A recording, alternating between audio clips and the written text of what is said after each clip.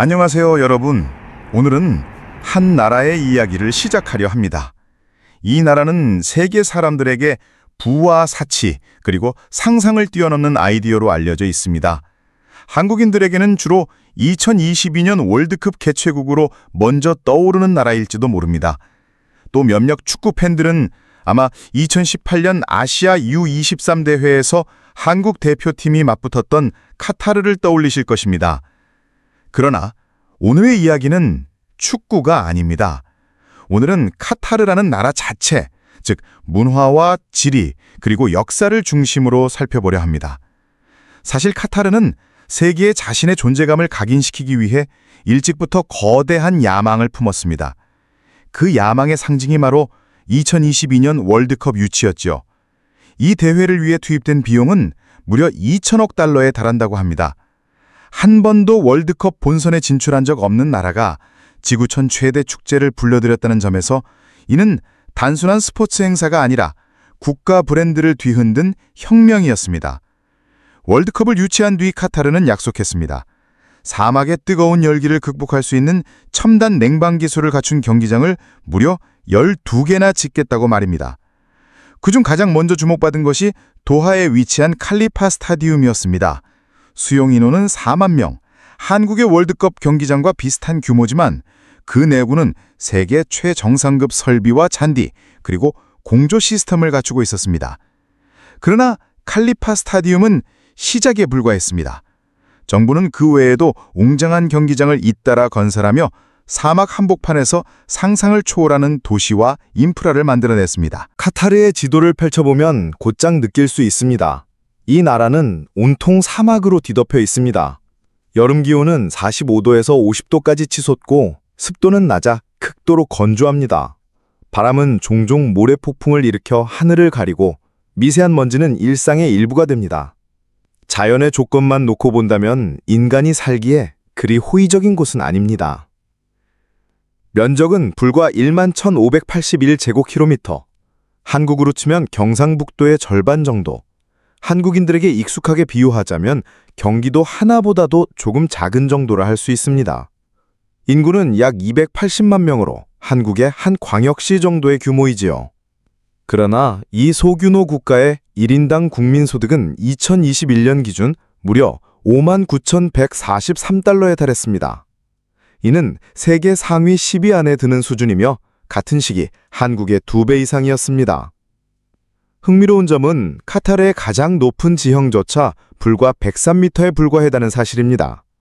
다시 말해 그 나라의 산이라 불리는 지형도 사실 한국의 고층 아파트 높이와 크게 다르지 않은 셈입니다. 이런 평평한 땅과 극심한 더위 때문에 카타르의 경작지는 전체 영토의 5%에 불과합니다. 농업이라고 해봤자 대추야자를 키우는 것이 전부라 해도 과언이 아닙니다. 그래서 여행객들은 이곳을 찾으면 기념품으로 대추야자를 꼭 챙겨가곤 합니다. 그리고 또 하나의 사실, 카타르는 세계에서 몇 안 되는 숲이 전혀 없는 나라 중 하나입니다. 오만, 산마리노, 그리고 그린란드와 더불어 나무가 울창한 숲이라는 것을 찾아볼 수 없습니다. 간혹 마을 주변에 몇 그루 자생하는 나무가 있을 뿐입니다. 만약 한국처럼 그늘 아래서 여유롭게 캠핑을 즐기겠다고 기대한다면 그곳의 현실은 매우 다를 것입니다. 이처럼 자연 환경은 가혹하고 제약이 많지만 바로 그 극한의 조건이 카타르의 독특한 운명을 만들어냈습니다. 자, 이제 카타르 사람들의 인구 구조와 사회적 특징으로 넘어가 보겠습니다. 카타르의 인구를 자세히 들여다보면 독특한 사실을 발견할 수 있습니다. 전체 인구는 약 280만 명이지만 이 중 자국민은 소수에 불과하고 대부분이 외국인 노동자들입니다. 그리고 남녀 성비는 심각하게 불균형합니다. 남성 3명당 여성은 1명꼴. 왜 이렇게 되었을까요? 그 이유는 단순합니다. 카타르에는 건설, 운송, 중노동과 같은 일자리를 수행하기 위해 아시아와 아프리카에서 온 수많은 외국인 남성 노동자들이 몰려왔기 때문입니다. 그들은 나라의 경제를 떠받치는 보이지 않는 주역이지만 동시에 성비를 심각하게 기울어지게 만든 원인이기도 했습니다. 이와 동시에 카타르는 세계에서 가장 많은 억만장자와 백만장자를 인구 대비 보유한 나라로 알려져 있습니다. 수도 도하의 거리를 걸으면 억만장자를 만나는 일이 결코 드물지 않습니다. 실제로 카타르 인구의 90% 이상이 도하에 집중되어 있으며 이곳은 곧 나라의 얼굴이자 상징입니다. 세계적인 컨설팅 기관의 조사에 따르면 카타르 사람들 중 14% 이상이 100만 달러 이상의 자산을 소유하고 있다고 합니다. 세계 평균이 1%도 채 되지 않는다는 점을 고려하면 그 격차는 상상을 초월합니다. 이렇게 막대한 부가 집중된 사회에서 사람들의 삶은 어떨까요? 카타르 국민은 태어날 때부터 의료, 교육, 전기, 수도, 심지어 세금까지 무료로 지원받습니다. 병원비 걱정도 등록금 부담도, 전기세 고지서도 없습니다. 그야말로 국가가 모든 것을 책임져주는 삶입니다. 그러나 아이러니하게도 이 편리함은 또 다른 의존을 낳습니다. 많은 가정임은 가사도우미가 있고 힘든 일은 대부분 외국인 노동자들이 맡습니다. 그리고 여행객들이 카타르를 찾으면 꼭 경험하는 것이 있습니다. 바로 카타르 항공입니다. 이 항공사는 하늘 위의 궁전이라 불릴 정도로 화려하고 안락한 서비스로 세계적 명성을 얻었습니다. 공항에서 도시로 나와보면 더 극명해집니다. 카타르 쇼핑몰들은 면세점과 초호화 브랜드로 가득 차 있고 거리를 가득 메운 것은 람보르기니, 페라리, 롤스로이스 같은 슈퍼카들입니다. 다른 나라에서라면 이런 차량은 단순한 부의 상징이지만 카타르에서는 그저 일상적인 교통수단일 뿐입니다. 심지어 어떤 이들은 평범한 자동차에 금박을 입히며 자신의 개성을 드러내기도 합니다. 이쯤에서 자연스레 궁금해집니다. 그렇다면 원래 가난했던 사막의 나라 카타르는 어떻게 세계적인 부국이 되었을까요? 이제 그 비밀의 역사를 함께 파헤쳐 보겠습니다. 지금은 세계 최고 수준의 부국으로 손꼽히는 카타르. 그러나 불과 한 세기 전만 해도 이 나라는 중동에서도 가장 가난한 나라 중 하나였습니다. 국토의 대부분이 사막이었고 농사로는 먹고 살 수 없었습니다. 사람들의 삶은 단순하고 고단했습니다. 여름에는 진주 채취, 겨울에는 낙타 방목이 주요 생계 수단이었고 교육이나 의료시설은 전무하다시피 했습니다. 1939년 카타르 땅에서 석유가 발견되면서 운명이 바뀌기 시작했습니다. 하지만 초기 매장량은 많지 않았고 본격적인 개발이 이루어지기까지는 시간이 필요했습니다. 사우디아라비아가 대규모 유전을 개발하며 빠르게 부상할 때 카타르는 한동안 뒤처진 듯 보였습니다. 그러나 1950년대 이후 본격적으로 석유와 천연가스를 개발하면서 상황은 달라졌습니다. 1971년 독립을 맞이한 카타르는 석유와 가스라는 두 축을 통해 경제 기적을 일궈냈습니다.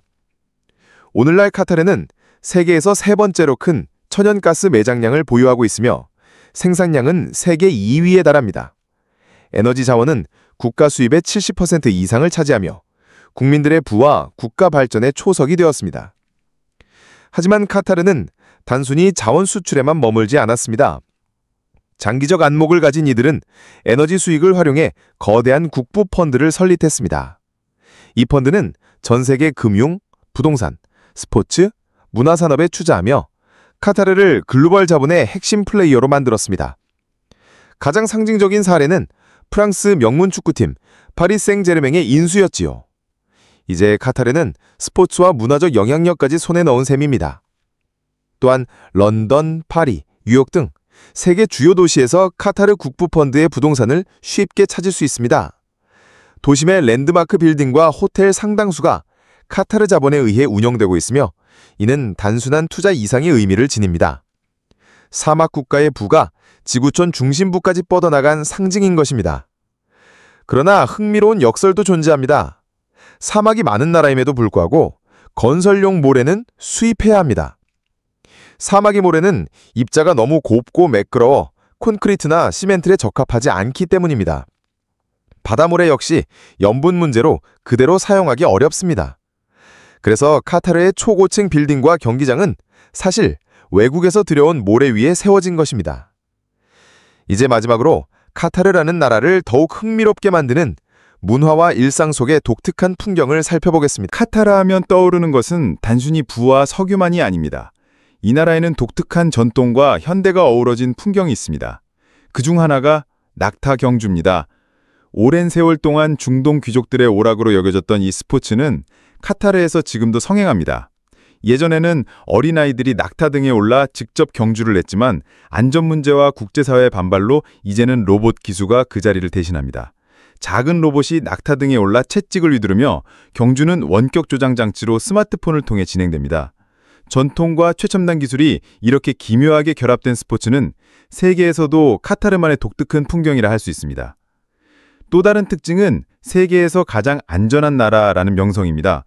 범죄율이 극히 낮고 사회적 불안 요인도 거의 존재하지 않습니다. 자연재해로부터도 비교적 자유롭습니다. 모래폭풍 같은 현상은 있지만 대도시 생활에 큰 지장을 주지 않으며 지진 발생 가능성은 0.1%도 되지 않는다고 합니다.